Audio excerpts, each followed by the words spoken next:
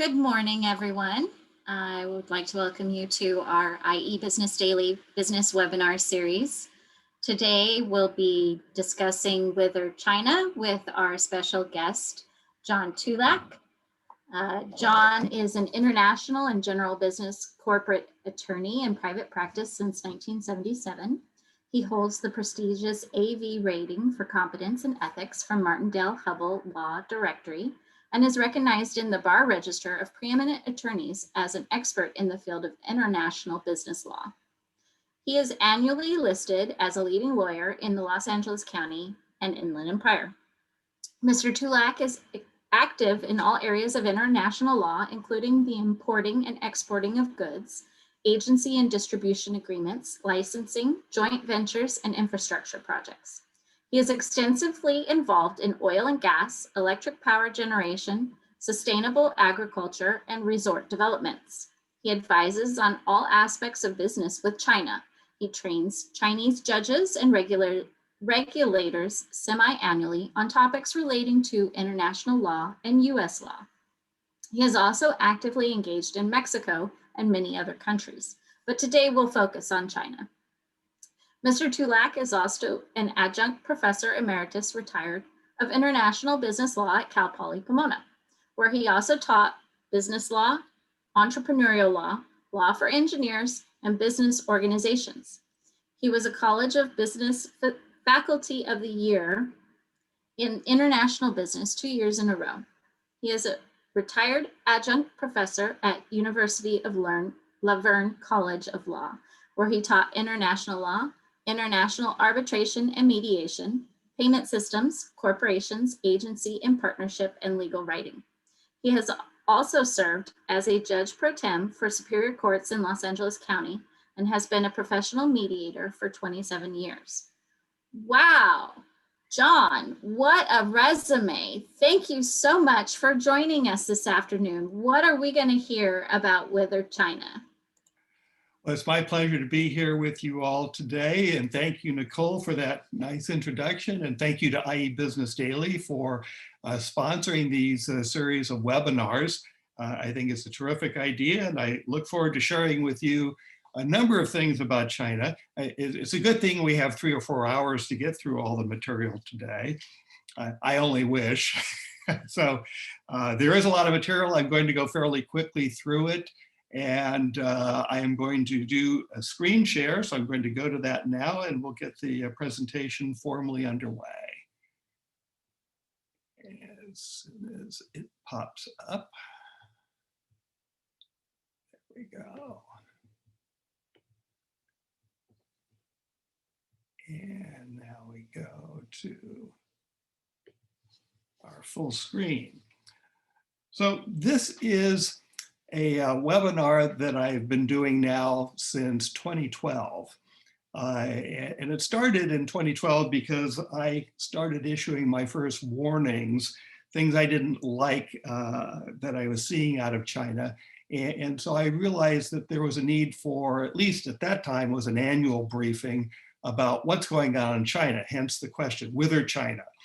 And I've been doing it ever since. I now have multiple versions of this that focus on particular parts of the webinar. So there are breakout types of topics that relate overall to China that then allow me to drill down in particular for particular audiences. So for example, if I'm dealing with supply chain folk, I will focus on supply chain issues.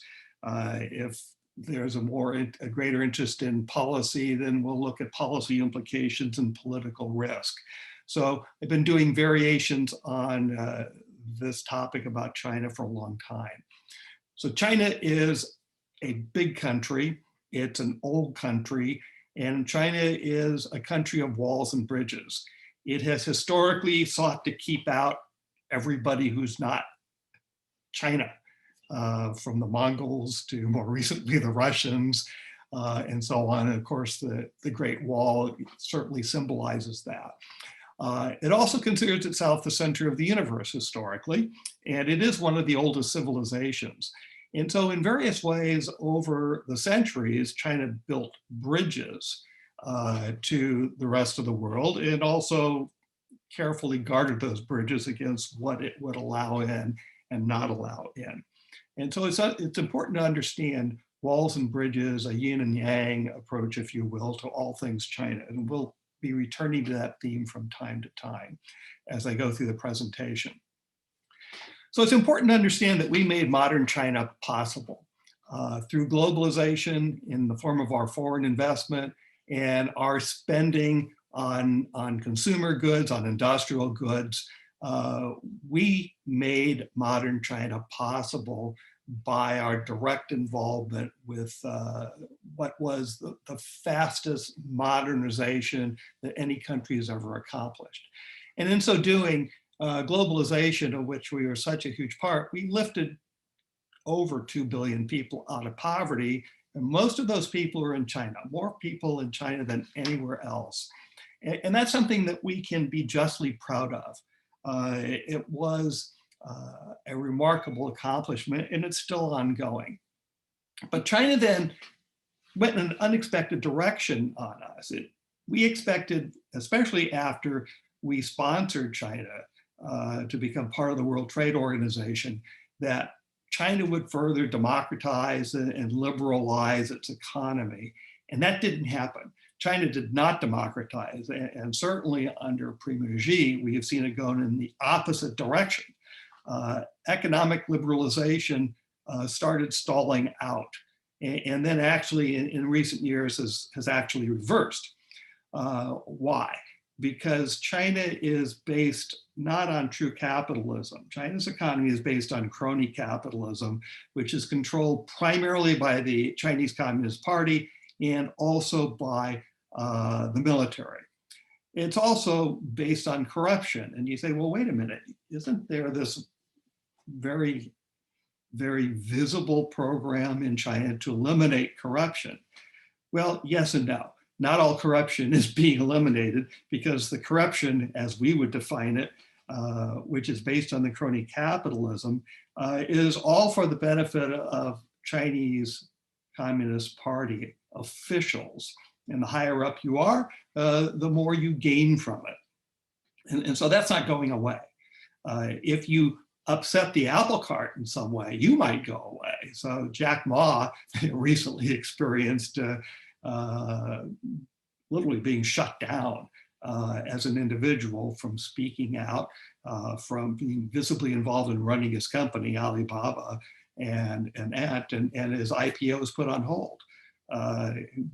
He hasn't been accused of corruption yet, but that could happen. The Chinese economy, instead of going toward true capitalism, went to mercantilism and has exported that. I mean, mercantilism has never been within borders. It's always exploiting trading partners. And it's one of the reasons why we declared independence from England way back when. It was a mercantilist system that exploited the colonies, and the colonies weren't getting sufficient advantage from the trade. So that's where China went, and we can't remake China, nor should we. It's impossible to do. But the one thing that China in its current condition has managed to do, unlike virtually any other thing or issue, is Americans are increasingly united by China in terms of recognizing China as dangerous, a threat to world order, a threat to American interests, a threat to the neighbors of China, and so on. So literally, hawks and doves, liberals and conservatives, Republicans and Democrats alike, all agree, we got to do something. Well, what? And that's not what this program today is about. Those are policy kinds of things. But there is a widespread recognition that we need to re-engage, we need to reset, we need to do something to counterbalance the negative things that are coming out of China today. And all I can say is the two things that China respects in a country, or Chinese business people will respect in their counterparts, is they respect strength. You know, how strong are you, and How forceful are you? Are you willing to use force? Do you have force? And obviously, both business and country alike, we have strength and we have the ability to use force. Prudence and common sense and wisdom suggest that we need to be very, very circumspect about how we choose to use our strength and our force. They say, this is a business briefing, not a policy briefing, but this goes directly to political risk in terms of considering what you do in China and how you do it. So there's some parallels here. Why am I talking to you today? Why should I be talking about China? Well, this is my China and me part. I go back a long way with China. The Foreign Investment Law of 1979 was the law that opened up China by creating special economic zones, a handful of them along the port, and allowed foreign investment, allowed foreign companies to start doing business with China. And as a young lawyer, very young lawyer, I had the fortunate opportunity to get a deal done in China in the very early days. And that just totally changed my career path and became something that I focused on. And ultimately, when I went off on my own, I started focusing more on international business, courtesy of China. It changed me from being a litigator and trial attorney in business litigation to being a transactional attorney with a particular focus on doing business activities cross-border. I had done enough work in China by the end of the 80s that I was considered a friend of China. I had very powerful connections, both in terms of party officials, government people, and attorneys in China that it made it possible to get things done in a very fast way. And I had done 14 joint ventures at this point successfully as the attorney. And so I was known. And then Tiananmen Square happened, and friends talk to friends candidly. And I was very vocal about what happened. And that was not appreciated very much, but life went on, and into the 90s, as I'm now representing an oil company that was very active in oil trading, a gentleman from China who was the grandson of a senior Communist Party official was in my office and came in with a very corrupt proposition. It involved bribery and so on. And I basically told him to get out of my office, don't come back. I then got a call from a senior party official, not this guy's grandfather, who said, I thought you were our friend. And I said, don't ever let that happen again. And that was really when the special relationship soured. No longer considered a friend of China. That was fine. At this point, my practice was global, wasn't so reliant on China. But it was something that I prized, and it's something that will not be restored, but I still represent a lot of companies that do business in China, and that's just been fine. So I mentioned this only because I have a lot of experience, and there are just some interesting parallels in terms of what happened with my relationship with China and what happened between the United States and the China relationship. So historic China, I want to mention very quickly, and I love this picture of the Great Wall. We have to remember how weak China became over the centuries, such that as we reach the modern era, as we go from the Manchu to the Mao eras, we had the Qing dynasty, the last dynasty before the end of the emperor, and that was a very weak dynasty, and it was China was basically run by warlords. Then we had this brief flirtation with democracy as Sun Yat-sen, but he couldn't overcome the warlords. And then we had Chiang Kai-shek and a bunch of warlords and the communists, and neither Chiang Kai-shek or the warlords could overcome the communists. And so we now bring ourselves to modern China, and I love this picture of this bridge because it also captures the ancientness of China. And China is eternal in so many ways. And we're going to see now the progression of politics post-Mao. When Mao died, Chinese Communist Party officials were bound and determined not to let a cult spring up around a leader again.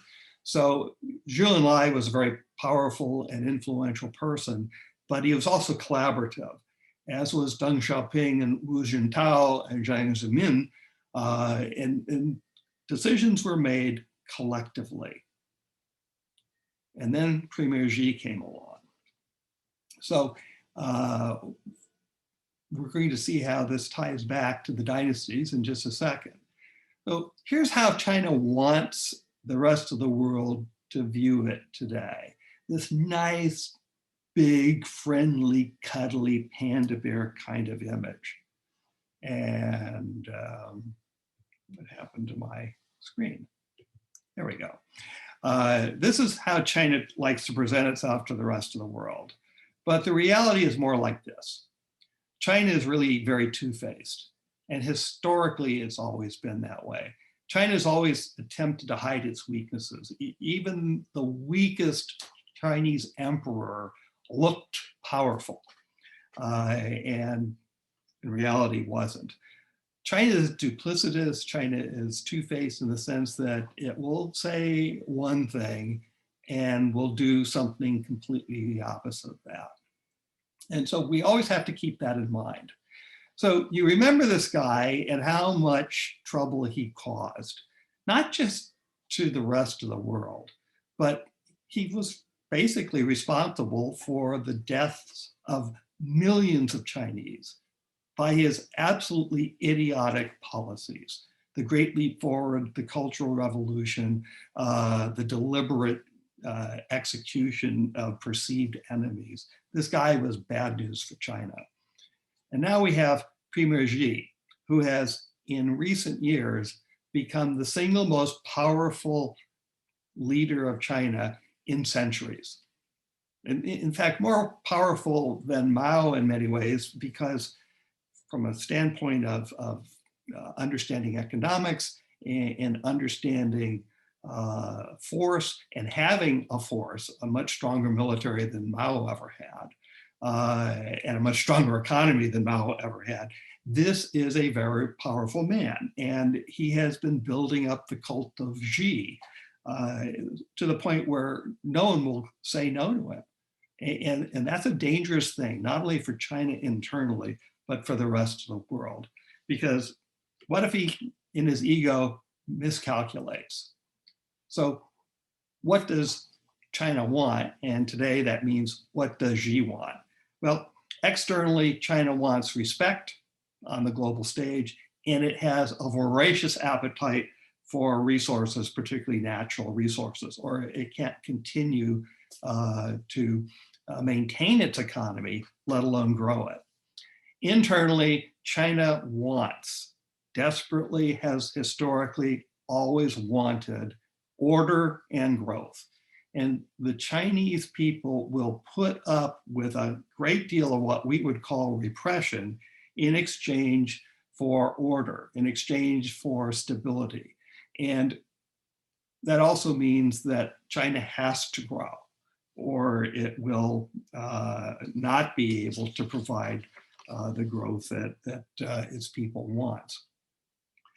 So taking the long view, it's a matter of war and peace. If you listen to some, a lot of people believe that China has a long-term view about becoming the dominant party in the world, country in the world. And there's certainly evidence to that, because historically China has always viewed itself as that, even when it wasn't. Our European friends have always accused the United States of not having a long-term view about much of anything, let alone foreign policy. The joke among European diplomats to this day is the United States idea of a long-term foreign policy is about 3 weeks. So when you take this rather short-term approach that the United States historically demonstrates, and you compare it to a very long-term, patient approach to diplomacy from the Chinese, you have a lot of opportunity for misunderstanding, missed opportunities to connect, and so on. And so obviously, if you remember War and Peace is a very, very long book. This whole engagement between China and the United States is also a very long process. And so we really need to do more of what the Chinese are capable of demonstrating. We need to be patient, and hence my little play on words, war and pace. We need to make sure that we pace what we do and how we do it. This, by the way, is also good advice in terms of how you, as a business person, deal with your counterpart in China. Don't be too fast. Don't be too fast to make a deal. Don't be too fast to change something. Remember that your counterpart is used to doing things in a much more measured and deliberative way and pace. So out of crisis or out of risk comes opportunity. And we have a lot of risky propositions in China today. It has massive debt. It has capital and capital flight. And there are capital controls to keep the massive amounts of capital being earned by Chinese companies from going out of the country. And of course, that ultimately doesn't work, but in the short term is one of the ways by which China manages its businesses. Currency is manipulated. To be fair, we manipulate our currency as well. We just have more sophisticated tools, and because there are tools, we claim this is just proper currency management. This isn't so much of a problem at the moment, but it periodically becomes a problem, and there's finger pointing in both directions. There's a horrendously overbuilt infrastructure, and that is something that is unsustainable. You have a lot of waste at the moment in that in order to keep people employed, and especially in the state-owned enterprises, you build massive blocks of apartments that are unoccupied. There are over 200 small airports that have been built that are not used. So there's overcapacity everywhere. And that's a drain on the economy. There's also a massive run up in real estate prices, particularly in the big cities, and that's a bubble. And particularly since that ties back to debt that's held by the Chinese banks. And Chinese banks book debt in a different way than we do here, kind of understating what the debt is and what their exposure to risk is on the debt. And that's important to keep in mind. And then pollution is a massive problem. China has admitted that, for example, over 25% of its arable farmland is no longer farmable today. The actual number may be closer to 40%. China is running the risk of running out of clean drinking water, and remediating the water supply to get back to clean water is a massive undertaking. One of the reasons why you see China fighting or shadow fighting at the border with India is that's where many of the major rivers originate. And as Mark Twain put it, whiskey is for drinking and water's for fighting. And you know, without water, we don't live. So if you're going to do business with China, whether it's inbound or outbound, you have to accept the risks associated with China. And that means that the weaknesses of China can become things that can negatively affect you. The weaknesses in China also present opportunities for those who are willing to embrace the risk of dealing with them. For example, dealing with the pollution problem. If you are in environmental remediation, there's enough work for you to do in China to keep your company busy for decades. So that's an important thing to keep in mind. Internally, though, as most of you probably know, there is a very different culture, very different way of doing things than here. There's a great deal of repression. We've seen that with, well, most recently, what China's done to Hong Kong. We see this in the imprisonment of the Uyghurs in Western China. We see this with anyone who speaks out too much, whether it's about human rights or other conditions. We've seen every religion that still manages somehow to exist in China. We see them persecuted and oftentimes charged criminally on trumped up charges. Censorship is rife in China. There's this new social credit system that if you don't do things the way the party wants you to do things, then you may find that you can't get on a train, you can't get on a plane, you can't do business. It's a sense of government social ostracism. Facial recognition, you can be picked up on cameras, which are ubiquitous in China, and there's a knock on the door, we don't like what you did today, kind of thing. At least today, there are more warnings than simply being arrested and carted off. It's still a pretty miserable way of living, in my view. We've seen a huge bounce back after the COVID-19 lockdown of most of China. It was the only country that grew economically last year. It did come roaring back, but in many other ways, you have economic stagnation, which China does its best to disguise. It manipulates all the data that it releases to the rest of the world. And there are any number of things that could ultimately lead to an internal economic meltdown inside of China. It's not likely at the moment, but it could happen.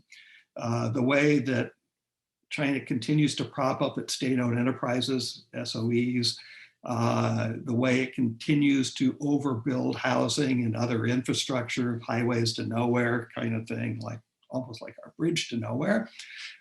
We still deal with a lot of overproduction. And what everybody forgets about is the rising costs of manufacturing anything in China. China is no longer the low-cost producer of most goods. That has migrated to other countries. And if you were to look on an all-in basis, for example, Mexico, a nearshoring opportunity to have things manufactured for us, is a better alternative in a lot of cases than China. Certainly, China has managed to maintain its dominance by having near monopoly on the production of a number of things. So some very sophisticated electronics, all of which comes from technology that came from the United States or elsewhere, being a prominent example. Rare earths, for example, are not particularly rare around the world. It's just that most of the production of a lot of the rare earths is in China. So they have a near monopoly when there's no reason for such a monopoly to exist at all, other than, NIMBY, I don't want that mining operation in my backyard, and environmental concerns. There are environmental costs to mining rare earths. So exports overall were trending downward, not a lot yet before COVID hit, but China's not going to be able to sustain, nor should it, the export powerhouse that it became. And very simple reason is it has to turn its attention toward inside China economic wants and needs being satisfied by Chinese companies. And that's a natural progression of any economy. China still is governed by rule by law, not rule of law. Rule by law means it's whatever the government, whatever the Chinese Communist Party wants it to be. So law is manipulated. Sometimes regulations are unannounced and enforced. Sometimes they change with little or no notice. And you can get caught up in that. If they decide they want to harass for a little bit, they can pick a product that's coming into the country and it just doesn't clear through customs. And if it's something that's perishable, it will perish. It's also a low trust business culture, which means that it's difficult to gain trust. But once it's gained, if you really truly develop a relationship with your counterpart in China based on trust, they will not screw you. But building that takes time. And unless you build that trust, that high trust, you can count on them taking advantage of you, because that's just built into the business ethics. Use that term loosely, obviously.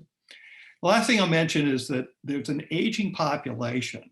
The one-child policy may actually be China's undoing, because at some point there will not be enough people inside China to keep it all going.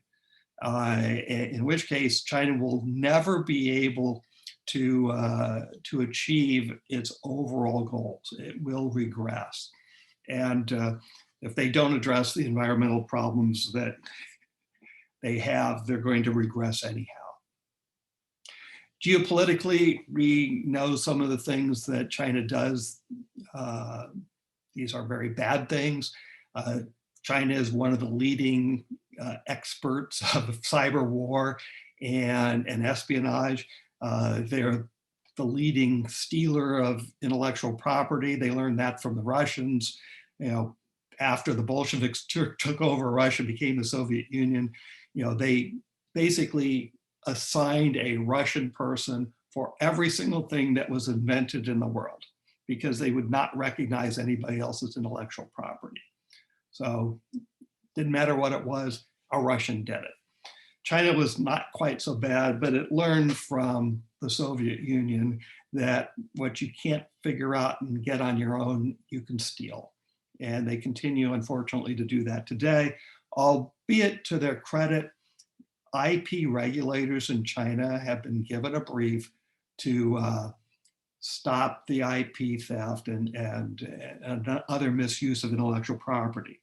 And the impetus for that is actually coming from Chinese companies, because more and more they're creating their own IP and say, hey, we want it protected. Well, by extension, then, it means protecting everybody's IP. But that's a slow process. But it is something that I can say is better today. It may not look that way, but it is better today than it's ever been. And hopefully that trend will continue. China is waging economic war with a number of parties. It's currently picking on Australia. It's been picking on Vietnam for some time. And these things will be very hot and they'll cool off. Trade war, perfect example, just one of the ways by which economic warfare is waged, not a particularly effective one, particularly with tariffs. It's a blunt instrument. It can hurt a little bit, but it generally doesn't achieve effective results. China is very good at bully tactics. It has what it calls red lines. Those red lines move arbitrarily and capriciously by our standards. The red lines come from the famous redrawing of China's interests in the South China Sea to basically say it's all ours, it's like our lake.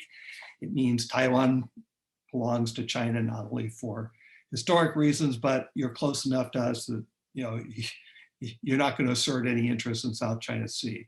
Why is that important? Because so much other commerce goes by freight through the South China Sea, and China can interfere with the movement of that freight.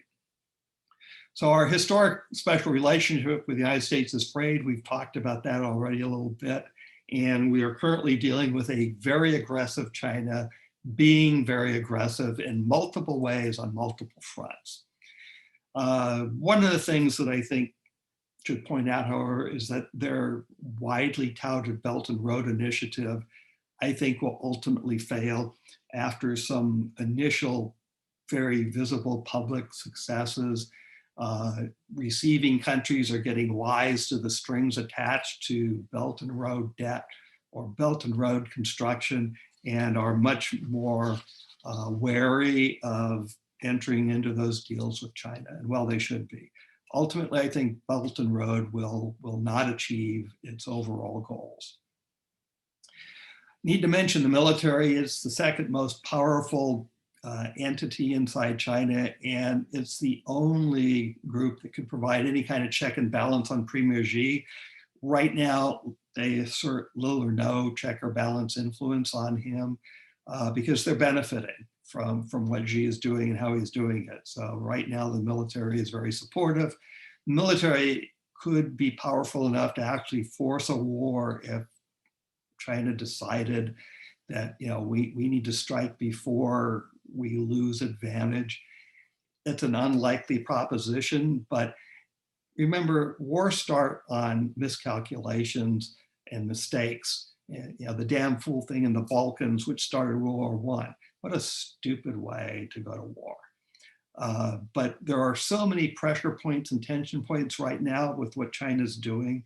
A single mistake, as we're running our fleet through the South China Sea periodically to demonstrate that these are international waters, a near collision or near flyby that actually creates an incident or a collision or what have you, and we have a major crisis on our hands.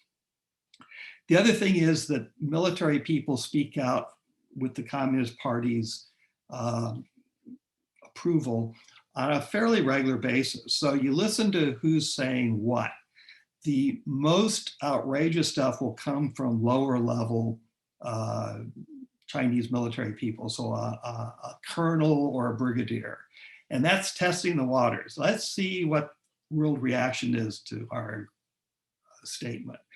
If it comes from a senior general, you can basically count on it as being policy. It will also be a little bit more balanced, nuanced, and less risky sounding. So if you get a very powerful general saying something very, very aggressive, we have to pay attention to that, because that means that they'd be prepared to do it. And this is another way of assessing political risk.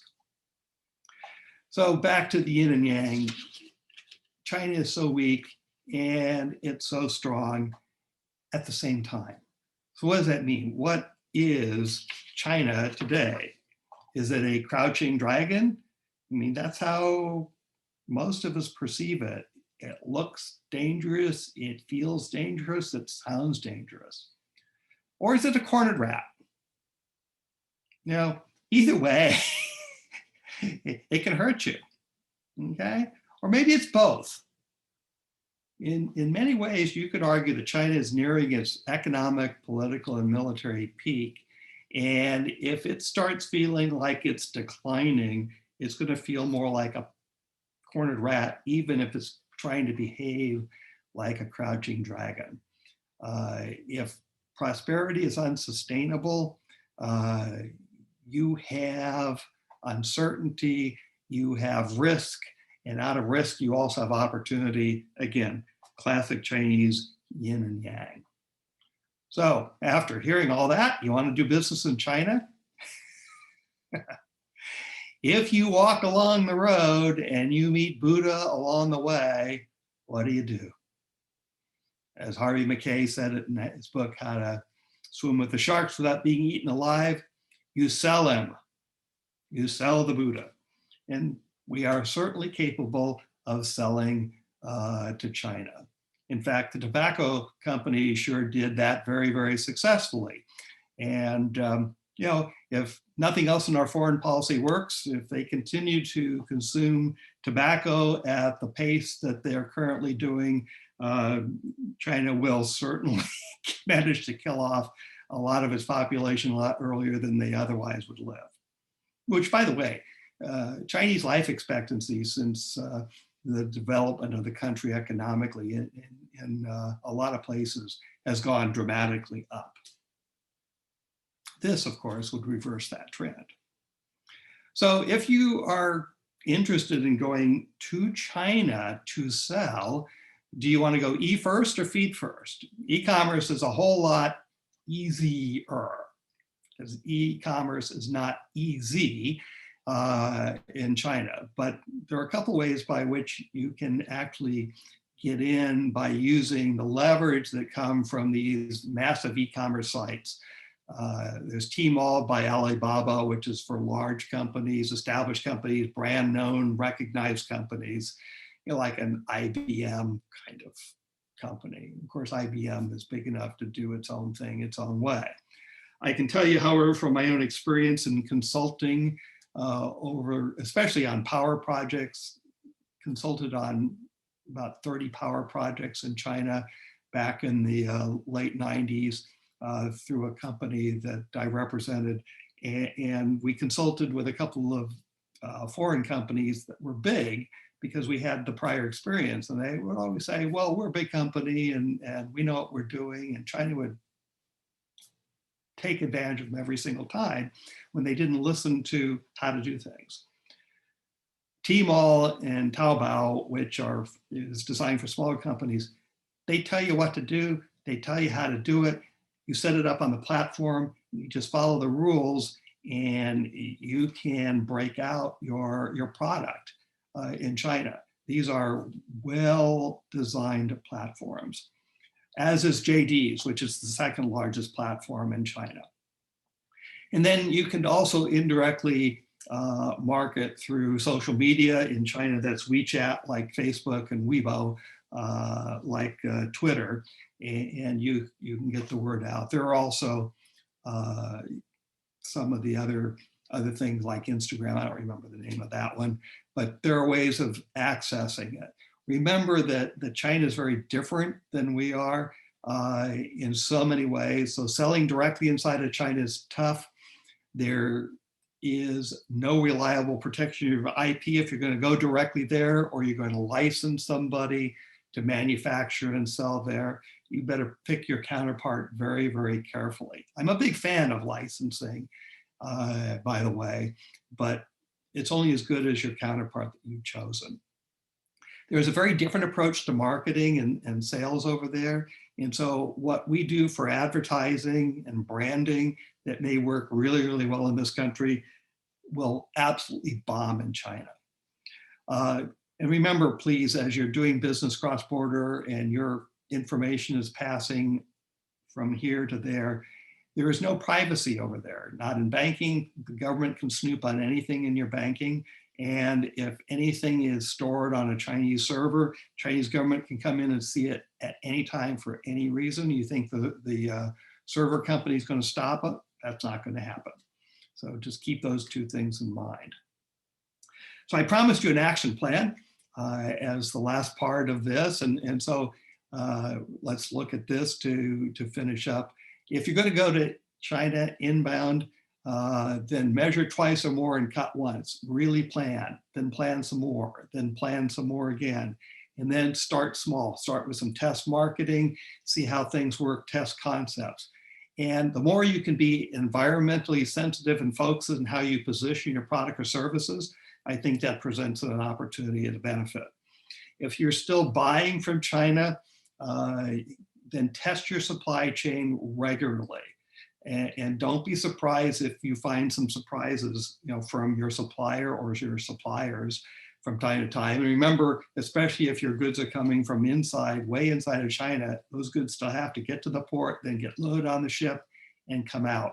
And there are all kinds of things that can break up the smooth flow of your goods at this point, including the government deciding simply to stop it in transit.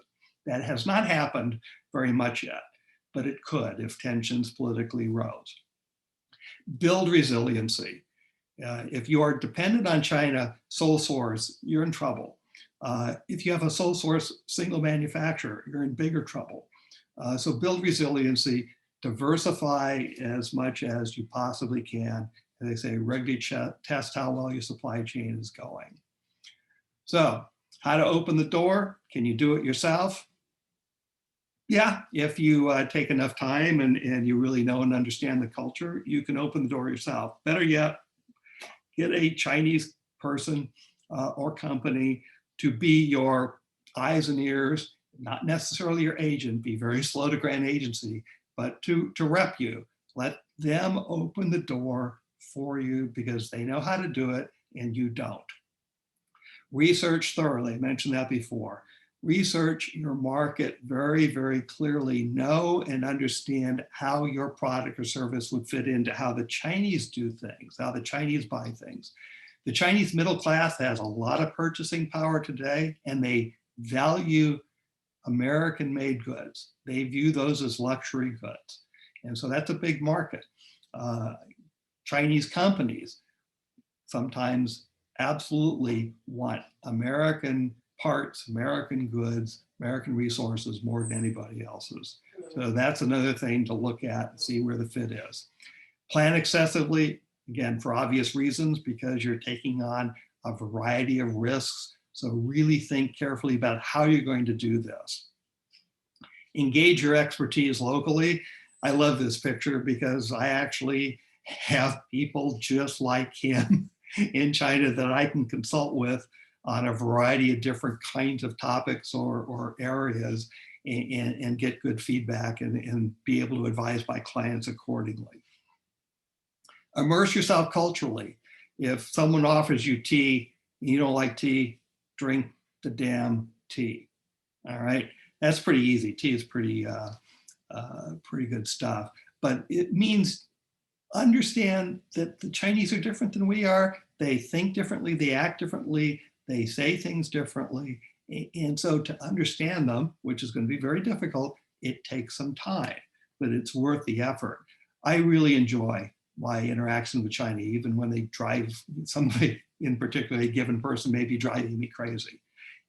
The challenge and the difference in working with the difference, these are wonderful people.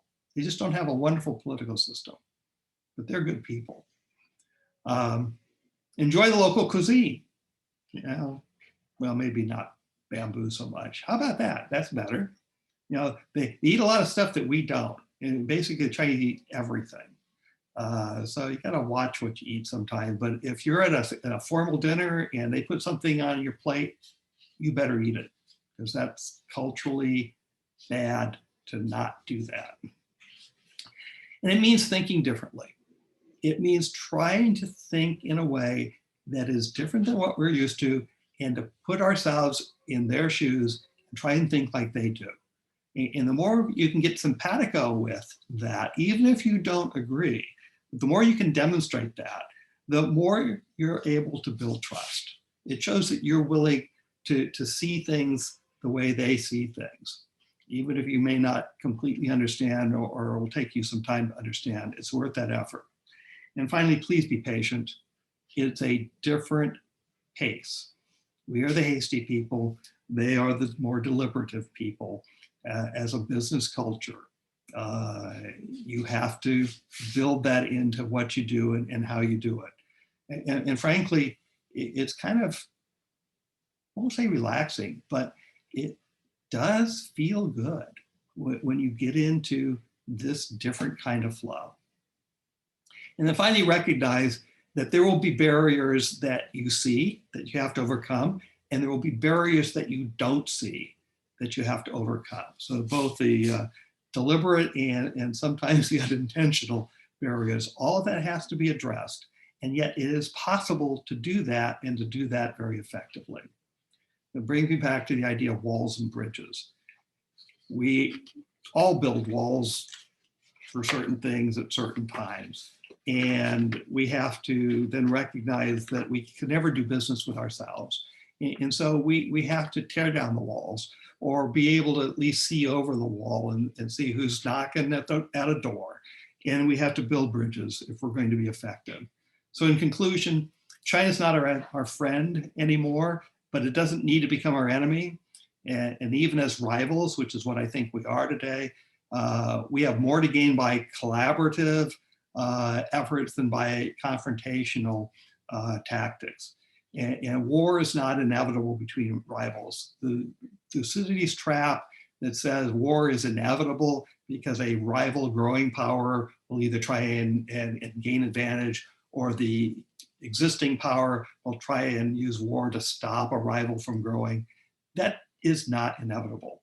So a constructive engagement can reset the relationship. That's geopolitically true. It's also true in any business relationship.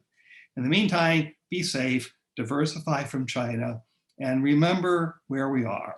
The Chinese curse, may you live in interesting times. If you want to get a hold of me, this is my contact information. I think the slides will be disseminated, and I'll be happy to talk with you about all things China.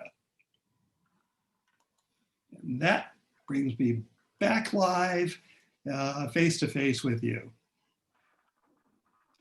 Wow, that is a lot of information to take in all at once. When we send out the video recording from today's presentation, we will also send out those slides. Jay says, hi, John. Hello, Jay. So we could run a show right now. Right. Jay and I.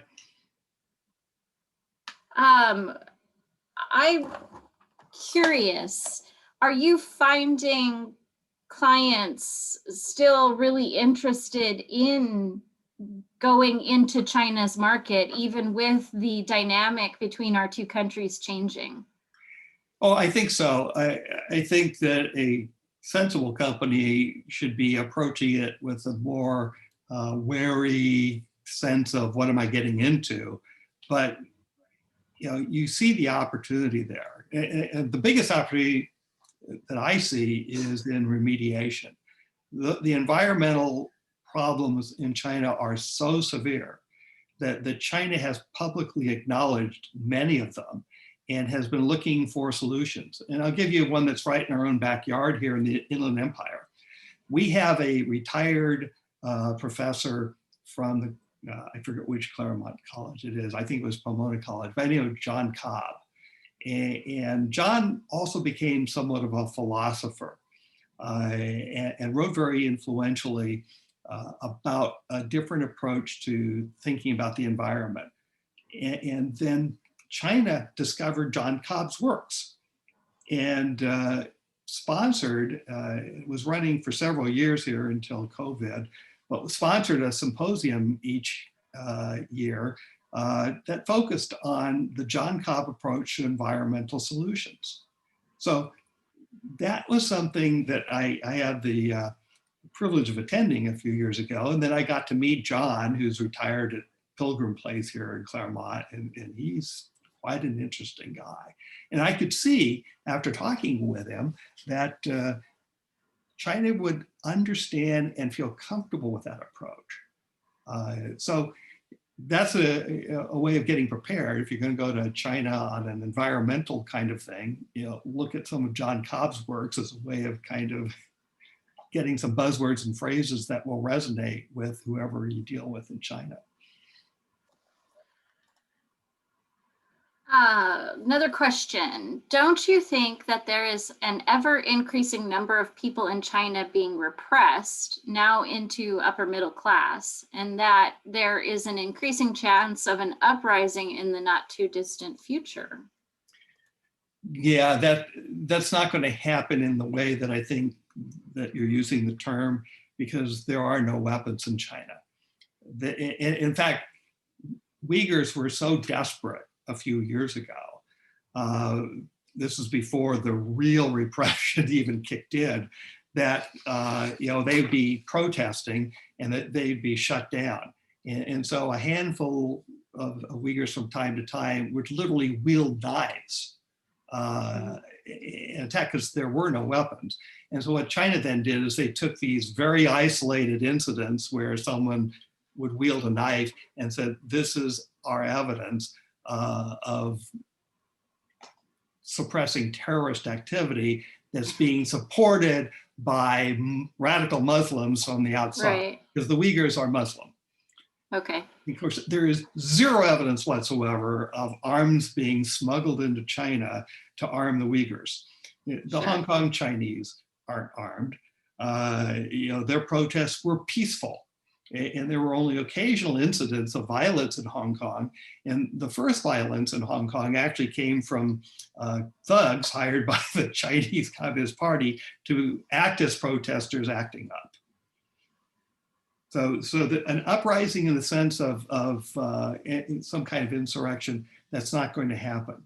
But if the Chinese middle class starts to backslide, if the private enterprise company owners start getting squeezed, then I think you would see a form of insurrection. There would be a great deal of social unrest, and you would see a form of economic warfare.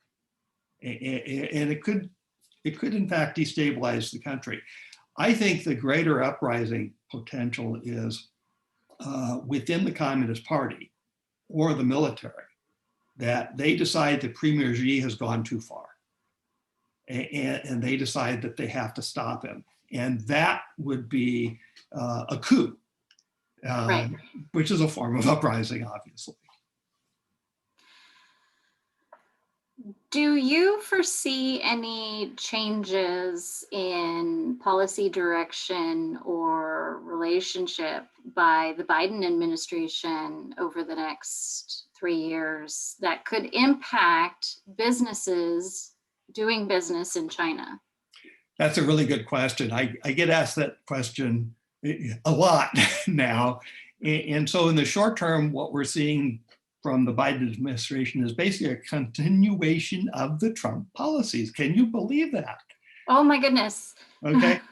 So in the Biden administration, in the State Department, primarily, you have both hawks and doves. You have a group that would be more associated with Hillary Clinton, former advisors to her, and these are more of the hawks. And then you've got a group more associated with Obama and John Kerry, and these are the doves.